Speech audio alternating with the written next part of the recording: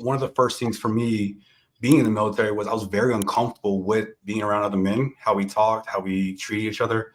I'm raised by a single mother, only child, women in my life. So I was very feminine. And I want you to understand that I say this with all the love in the world. You can't raise a man, ladies. You can't. You cannot. He's going to be lacking in one way or another.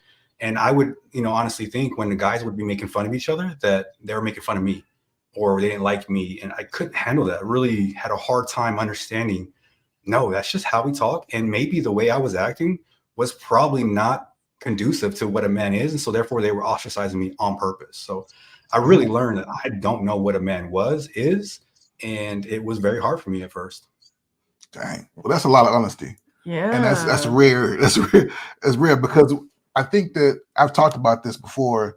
We know you can. It's almost like an innate thing. You could pick up when a guy is not very comfortable in his masculinity. And like the old saying goes, women raise their daughters and love their sons. It is a thing. That's why the father comes and he takes the son. That's right. And he shows him how to be a man. And he shows him how to navigate this world. Because the way a woman shows a man how to navigate this world is all wrong. Mm-hmm. It's all wrong.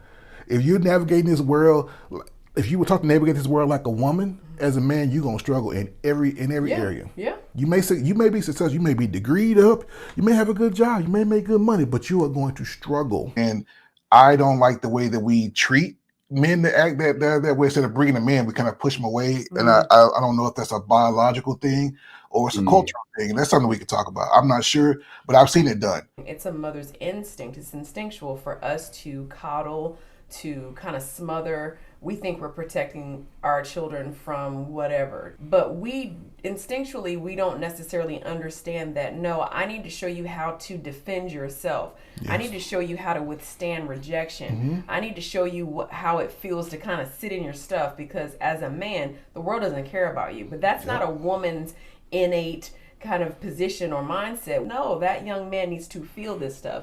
Yes. That young man needs to experience certain things, and a woman really, we're ill-equipped to teach that to a man. That's why you do need mother and father. I mean, during my first tour in Iraq, I remember being there and all the guys get together. I would have a friend, me and him would talk. And then when we got together, he would make fun of me. And I didn't understand what that meant. I really thought I'd be hurt.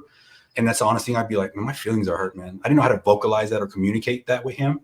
And I didn't understand what he was doing either. But I was like, man, I thought we're friends. And I was really hurt by that, not understanding, no, we actually are really good friends. And that's why you're doing it to me.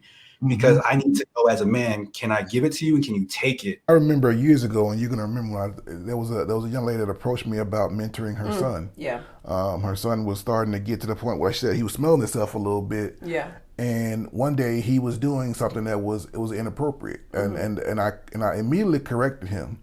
And what did I do that for? Her first instinct was, well, what happened? I said, I saw what happened. This is what happened, and he needs to be corrected. He can't do that. That's unacceptable for a boy of his age to be doing what he's doing.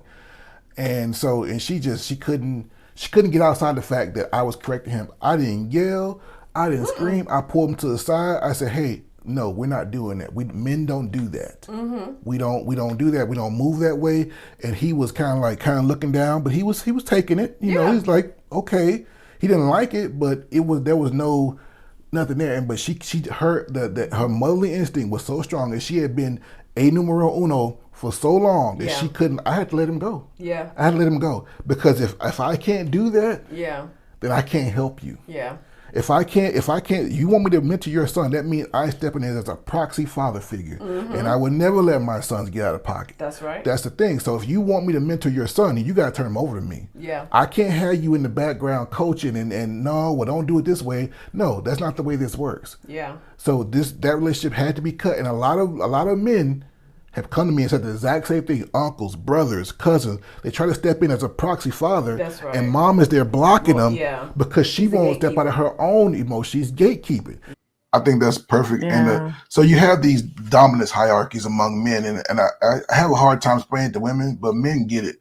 If you put 5 guys in the room for 5 minutes, within 5 minutes, there's a dominance hierarchy already established. First is going to be by physicality, who's the biggest, who's the strongest. Then it's going to be by virtue of maybe financial, because we're older, like who has more money, who has more status. These are things that happen. We're animals at the end of the day. And I think that people take that like, my first book was about toxic masculinity. And I think people take that as men being like dumb or ignorant, but no, it really is a reason for it. Because when the fit hits the shan, you need to know who's gonna fold and who's not gonna fold. Yeah, you're wanting this man to kind of come in and kind of help you with this son, but then when it's time for him to do that, you gatekeep again, and you don't allow him to actually do what he's doing. Stepfather, I know that's a whole different dynamic. Yeah. The point is still the same, because how men get men together is different from how a woman or a mom would get her son or her daughter together. It's just completely different. Yep. But you got to trust the process, because they know the language, they know the lingo, they know all that they'll need to be a successful and functional man in this world. Yep. So these are the things that when a woman is picking a mate, she needs to know he can eat, either he can stand it or he can't. But we also have to learn how to, not push the weaker guys away, but also bring them in, because you need those guys. At the end of the day, you're going to need those guys. So it's up to us to make them stronger. And I think we've gotten away from that as a society. We more so just ostracize more than bring in. And we're going to get ready to end the video here, but I will say this in closing. Optimally, it's the boy's father. yeah. It's important that you choose men that are going to be there and they're going to step in. They're going to take and you don't have to worry about a proxy father for that boy. That'll be his daddy. Yeah. And you let him worry about raising that boy. And so if you want that young man to grow into a person that's going to be a productive member of society, find him a good proxy father.